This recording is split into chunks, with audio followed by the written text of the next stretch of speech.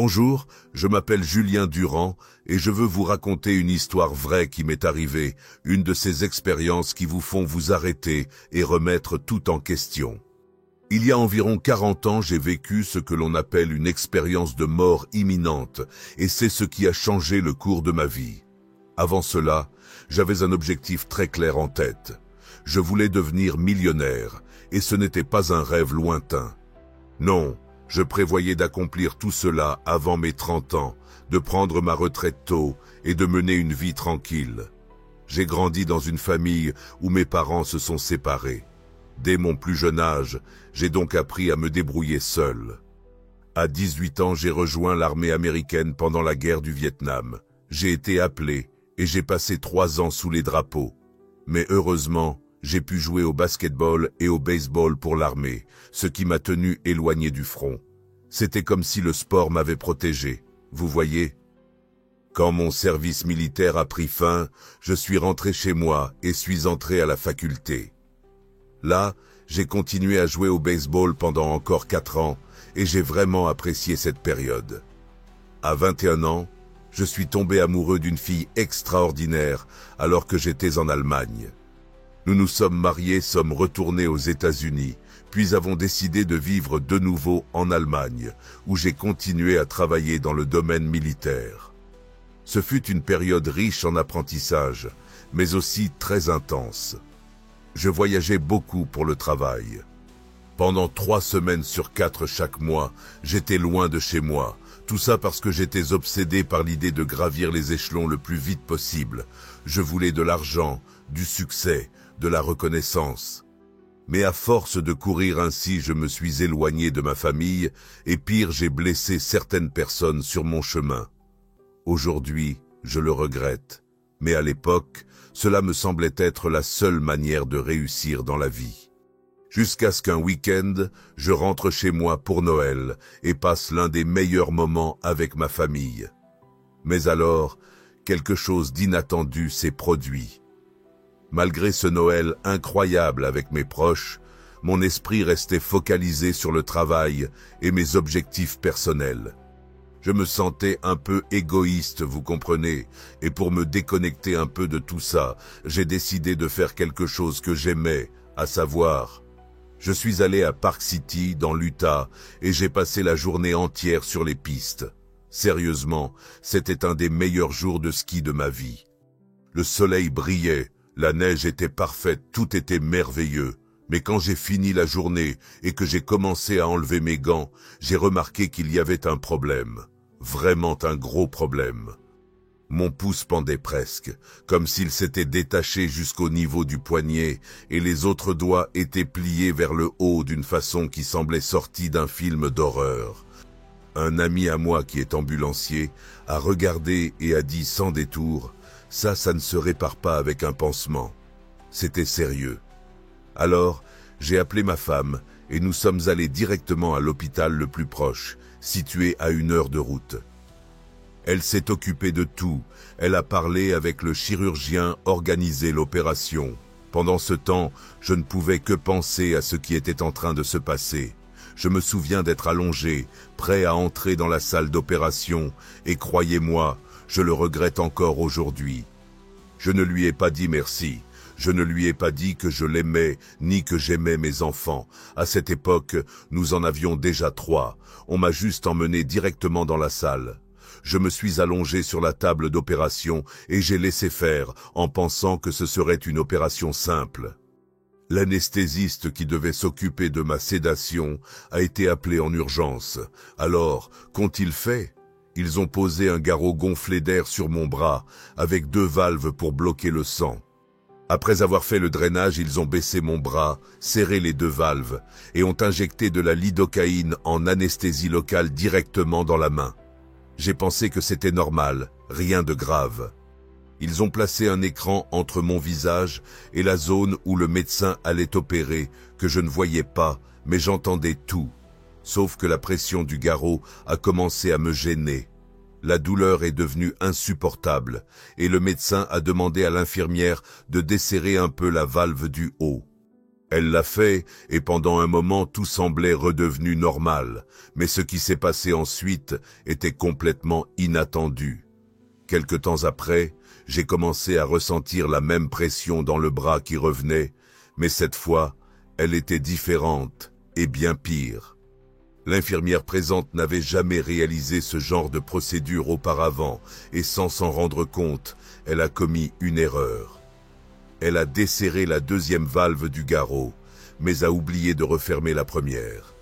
C'est à ce moment-là que tout a commencé à devenir incontrôlable. Soudain, j'ai ressenti une sensation très étrange, quelque chose que je n'avais jamais connu auparavant, comme si le médicament remontait le long de mon bras, passait directement par mon cœur et se propageait dans ma poitrine. Et là, tout a basculé. La prochaine chose dont je me suis souvenu, c'est que je n'étais plus allongé sur la civière. J'étais debout, mais ce n'était pas un simple debout. J'étais hors de mon corps, littéralement, en train de me regarder moi-même, allongé sur la table d'opération. Même sans voir le moindre mouvement de mon corps, j'avais une clarté totale sur tout ce qui se passait. J'ai regardé par-dessus le drap et j'ai vu le médecin travailler sur moi comme dans un film. Puis, la machine s'est mise à émettre un bip. Mon cœur s'était arrêté. L'infirmière est sortie en courant de la salle, paniquée et désespérée, criant « Je l'ai tué aujourd'hui !» Je ne lui en veux pas vraiment. J'espère qu'un jour elle verra cette vidéo et comprendra que je ne garde aucune rancune. Si je pouvais lui parler, je lui dirais « Ce n'était pas ta faute ». Mais à ce moment-là, alors que mon corps restait là immobile, quelque chose de très étrange et en même temps paisible s'est produit. J'ai compris que je n'étais pas seul. J'ai senti une présence à mes côtés. C'est ce que j'appelle mon accompagnateur. Ensemble, nous avons observé tout cela. Le médecin continuait à travailler sur mon pouce, essayant de réparer les dégâts. Je me souviens clairement qu'il a posé une broche pour stabiliser l'os, mais elle était trop longue et a même traversé ma peau. Il a dû la retirer, couper le surplus, puis la repositionner. C'était surréaliste. Mon accompagnateur et moi étions impressionnés par sa précision. Mais juste après la course effrénée de l'infirmière, toute une équipe est entrée précipitamment. Infirmiers, médecins, tous luttant de toutes leurs forces pour me réanimer. Je n'oublierai jamais la rapidité, l'intensité et l'urgence de ce moment. C'était comme si le temps s'était figé et en même temps s'était retourné contre moi. Je pouvais entendre distinctement chaque mot prononcé dans la salle. Mais le plus impressionnant était la voix de mon guide. Il ne parlait pas avec la bouche, il communiquait directement dans mon esprit. C'était une interaction calme, directe, sans mots audibles, mais je comprenais tout parfaitement. C'est alors qu'il m'a dit, d'une manière très sereine, qu'il était temps d'y aller. Et soudain, la scène a complètement changé. En un clin d'œil, j'ai été transporté dans l'endroit le plus magnifique que j'ai jamais vu de ma vie. Et croyez-moi, cela vient de quelqu'un qui en a vu des choses. J'étais debout dans un champ ouvert, où l'herbe haute ondulait légèrement devant moi. Sur ma gauche, un pré couvert de fleurs sauvages, aux couleurs si vives qu'aucune peinture ne pourrait les reproduire. Là-bas, au fond à gauche, se dressaient des arbres géants avec des troncs semblables à des piliers, presque en train de toucher le ciel. Devant moi, 3 nuages flottaient, mais ce n'étaient pas des nuages ordinaires. Les 2 à l'extrémité étaient d'un blanc éclatant, pur comme du coton illuminé. Celui du milieu était spécial, avec un éclat nacré qui changeait de couleur au fil du regard. Je savais que je ne devais pas me retourner. Mon guide m'avait prévenu, mais je pouvais observer librement tout ce qui se trouvait devant moi et sur les côtés. Ce que je voyais était à couper le souffle. Les arbres tout à gauche étaient si beaux qu'ils semblaient sortis d'un rêve. Ils avaient des feuilles rouges vifs, mêlées à des nuances de vert et une touche subtile de jaune, un contraste jamais vu auparavant. Plus encore, toutes les fleurs semblaient tourner vers moi, comme si elles savaient que j'étais là. Les feuilles aussi paraissaient s'incliner dans ma direction, comme pour m'accueillir avec tendresse. Il n'y avait pas de vent, mais tout autour de moi bougeait doucement, comme une énergie invisible et vivante qui coulait vers moi. À droite, L'herbe semblait aussi m'accorder son attention. Ses pointes dorées brillaient, et chaque brin vert allongé se penchait vers moi. C'était comme si toute la nature voulait me couvrir de son étreinte. De ces fleurs, de ces arbres, de cette herbe, émanait un sentiment si puissant et sincère que je ne suis même pas sûr que le mot amour suffise. C'était comme si tout autour de moi était vivant et conscient de ma présence, m'enveloppant d'une affection que je n'avais jamais ressentie auparavant, ni avec des personnes, ni à aucun moment de ma vie. Cet endroit me comprenait complètement, sans que j'aie besoin de dire un mot. Mais alors, après être resté un moment là-bas, j'ai remarqué quelque chose d'étrange. Mon accompagnateur n'était plus derrière moi, et c'est à ce moment précis que quelque chose d'encore plus incroyable s'est produit. Juste devant moi, comme un immense écran invisible, s'est mis à défiler un film de ma vie. Ce n'était pas un souvenir ordinaire. C'était comme si je revivais tout, depuis le moment de ma naissance, alors que j'étais encore dans le ventre de ma mère, jusqu'à l'âge de 28 ans. Tout était si clair, si détaillé, que c'en était plus vrai que la vie elle-même. J'ai vu mes parents, la manière dont ils m'avaient élevé, les sacrifices qu'ils avaient faits pour moi, les nuits blanches, les conseils que j'ignorais parfois. J'ai vu mes talents sportifs, surtout en football, que j'adorais pratiquer quand j'étais plus jeune, et comment ma famille se démenait pour me soutenir, même quand c'était coûteux et difficile de poursuivre ce rêve. J'ai vu mon service militaire, mes années à l'université, puis mon évolution professionnelle, mais ce qui m'a le plus marqué, c'est de voir comment j'avais traité les autres tout au long de ce parcours. Certaines attitudes étaient bonnes, d'autres moins, et certaines honnêtement me remplissaient de honte. Le plus étonnant, c'est que, pendant que je revoyais ces moments, j'ai compris qu'aucune de mes possessions matérielles n'était là. Aucun bateau, aucune maison, aucune voiture de luxe, rien de tout cela n'avait d'importance. Ce qui apparaissait avec une netteté absolue, c'était la manière dont j'avais traité les gens. Et c'est là que tout a pris sens. J'étais jugé non pas pour ce que je possédais, mais pour la personne que j'étais, et dans ce jugement, l'amour faisait la balance. Chaque erreur était présentée avec compassion, mais je ressentais aussi comme si c'était en moi ce que les personnes que j'avais blessées avaient ressenti à leur époque. C'était une expérience intense, mais tellement empreinte d'amour que, au lieu de me briser, elle m'a enseigné. Quand tout s'est terminé, j'ai ressenti une paix profonde et je me suis retrouvé là debout face à tout cela en silence, simplement en train de ressentir. Alors, dans ce silence chargé d'amour et de paix, j'ai entendu une voix venant directement du nuage. Elle disait « Viens ». Et ce n'était pas seulement le son qui m'appelait, c'était comme si chaque partie du lieu autour de moi me poussait aussi avec tendresse vers l'avant. L'herbe, comme avant, s'inclinait entièrement dans ma direction, comme si elle était vivante et qu'elle m'encourageait. Les fleurs aussi se tournaient et m'accompagnaient, comme si elles me disaient « Vas-y, vas-y, sans peur ». Et là, quelque chose d'encore plus incroyable s'est produit. Du nuage d'où venait la voix, commençaient à jaillir des rayons de lumière si forts, mais en même temps si doux, qu'ils ressemblaient à des bras invisibles me tirant vers cet appel. Ce n'était pas une force qui m'obligeait à aller, c'était comme une étreinte qui m'attirait avec un amour si profond que mon cœur ressentait cet amour. Et alors, quand je me suis approché du nuage, j'ai vu quelque chose que je n'oublierai jamais. Un bras est sorti de l'intérieur. Tout est devenu silencieux, le temps semblait suspendu. J'avais tout le temps du monde pour observer ce bras, cet avant-bras fort, serein, plein de détermination. C'était le bras d'une personne puissante, quelqu'un qui me connaissait profondément.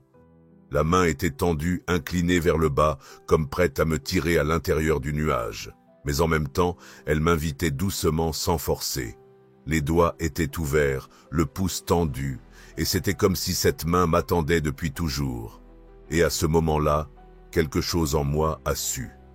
J'étais mort. Je savais que si je prenais cette main, je ne reviendrais pas, car on m'avait clairement dit que je ne pouvais pas regarder en arrière. C'était comme franchir une frontière sacrée. Alors, j'ai obéi à ce que j'entendais dans mon esprit et j'ai tendu la main. J'ai touché la main de cette présence et j'ai ressenti quelque chose que je n'avais jamais éprouvé auparavant. Un amour si pur, si absolu, qu'aucun mot ne peut décrire ce sentiment. J'ai serré cette main 2 fois parce que je ne voulais pas la lâcher. Je voulais rester. J'en avais besoin. Mais là, elle a commencé à se retirer, à retourner lentement à l'intérieur du nuage. Et au moment où elle s'éloignait, j'ai entendu à nouveau la voix, cette fois plus ferme, plus claire. Ce n'est pas encore ton heure. Tu as encore des choses à faire. Ces mots résonnent dans mon esprit chaque jour depuis plus de 40 ans. Ils m'accompagnent comme une mission, comme un rappel que ma vie ici n'était pas encore terminée. L'instant suivant, tout a de nouveau changé. J'étais de retour dans mon corps, et ce retour n'a pas été très agréable. On m'emmenait hors de la salle d'opération avec un drap blanc sur le visage, comme si on avait déjà accepté ma mort. Il y avait même un certificat posé sur ma poitrine, affirmant que j'étais resté mort pendant 20 minutes. Puis, soudain, j'ai enlevé le drap de ma tête, effrayant tout le monde. Le médecin et les infirmières ont failli tomber à la renverse de peur. Imaginez, on pense que quelqu'un est mort et il s'assoit simplement en regardant autour de lui. C'est exactement ce qui s'est passé. Ils ont commencé à me sortir de la pièce, encore sous le choc de ce qu'ils venaient de voir. Pendant ce temps, ma femme était dehors, attendant sans aucune nouvelle de ce qui se passait. Le médecin a couru vers elle et a dit avec empressement « Il va bien, tout va bien. Nous l'avons ramené. » Mais pour elle, qui était là sans information, le cœur serré et 3 jeunes enfants à la maison, l'expérience a été un véritable cauchemar. Elle pensait peut-être devoir élever ses enfants seuls, ignorant tout de ce qui se passait à l'intérieur, tandis que moi, je vivais l'expérience la plus incroyable de ma vie. Pendant qu'elle pleurait d'angoisse, je voyais des couleurs comme jamais auparavant. Non seulement je les voyais, mais je pouvais aussi les ressentir. Depuis mon retour, j'ai reçu un cadeau unique. Je peux goûter les couleurs. Ça peut sembler fou, je sais, mais c'est bien réel. C'est même difficile à décrire comment on peut goûter une couleur. Mais je vous assure, c'est comme si chaque couleur avait une saveur, une vibration différente. Depuis ce jour, ma vision du monde a complètement changé. Quand ils m'ont emmené dans le couloir pour me placer dans une chambre, quelque chose d'encore plus spécial s'est produit. Pendant 3 jours d'affilée, j'ai ressenti une paix profonde, une paix totale. Et quand je dis totale, ce n'est pas une exagération, c'est le genre de paix qu'on ne connaît pas ici-bas. Une tranquillité absolue, comme si le temps, les soucis et le poids de la vie n'existaient plus. Pendant ces 3 jours, j'avais l'impression d'avoir encore un pied dans cet autre monde. Tout était calme, silencieux à l'intérieur, même si le brouhaha du monde extérieur continuait autour de moi. Et c'est curieux. Le 3e jour, un journaliste est entré dans ma chambre. Il travaillait sur un article au sujet des expériences de mort imminente et voulait comprendre ce que j'avais vécu. C'était il y a plus de 40 ans. Et le plus incroyable, c'est que récemment, j'ai retrouvé ce même journaliste. Il se souvenait de moi, de l'article de mon histoire, et plus encore, il se rappelait l'éclat dans mes yeux quand je racontais tout ça, comme si c'était hier. Je me souviens qu'à l'époque, je m'étais promis de ne jamais partager cette histoire avec qui que ce soit. Elle était tellement sacrée, si profonde, qu'il me semblait impossible de mettre en mots tout ce que j'avais vécu. C'était comme essayer d'expliquer un ressenti qui n'a pas sa place dans le langage terrestre. Je gardais cela en moi comme un trésor, sans savoir comment l'exprimer ni le partager. Et honnêtement, je n'aurais jamais imaginé, même dans mes rêves les plus fous, avoir un jour l'opportunité de raconter ce récit à des gens du monde entier. Mais c'est arrivé. Et c'est une immense bénédiction de pouvoir ouvrir mon cœur et partager cette expérience avec autant de personnes. Le plus étonnant, c'est de découvrir combien d'autres ont vécu quelque chose de similaire, mais restent silencieux parce qu'eux aussi, comme moi au début, ne savent pas comment le raconter. Pouvoir échanger avec ces personnes, écouter leurs histoires et les aider à reconnaître les dons qu'elles ont reçus, c'est l'une des choses les plus gratifiantes de ma vie. Merci infiniment de m'avoir écouté, d'avoir consacré du temps à cette histoire que je porte dans mon cœur depuis plus de 40 ans. Je ne partage pas cela par hasard. Je le fais parce que je crois que chacun ici a quelque chose de précieux en lui qu'il n'a peut-être pas encore découvert. La vie, avec ses hauts et ses bas, est un cadeau immense, mais sa vraie valeur ne réside pas dans ce que l'on conquiert ou accumule, mais dans la manière dont on touche le cœur des personnes autour de nous. S'il y a une leçon gravée en moi depuis ce jour, c'est que l'amour, l'empathie et la bonté sont les seules choses qui restent vraiment. L'argent peut payer des factures, oui, il peut apporter du confort, mais il ne remplacera jamais un geste d'affection, une parole de soutien ou un vrai moment de connexion avec quelqu'un. Ce qui compte vraiment, c'est ce que vous faites du temps que vous avez ici. Comment choisissez-vous de traiter ceux qui croisent votre chemin? Parce qu'à la fin, il ne restera que cela, l'amour que vous avez donné et le bien que vous avez accompli. Alors, s'il vous plaît, gardez cela en tête. Soyez la différence dans la vie de quelqu'un. Répandez la lumière partout où vous allez. Et si ce message vous a touché d'une manière ou d'une autre, s'il a résonné en vous, je vous invite à vous abonner à la chaîne. Ici, nous partageons des histoires qui nous rappellent ce qui compte vraiment. Et qui sait, peut-être que la prochaine histoire qui inspirera le monde sera la vôtre. Merci encore une fois et à la prochaine vidéo.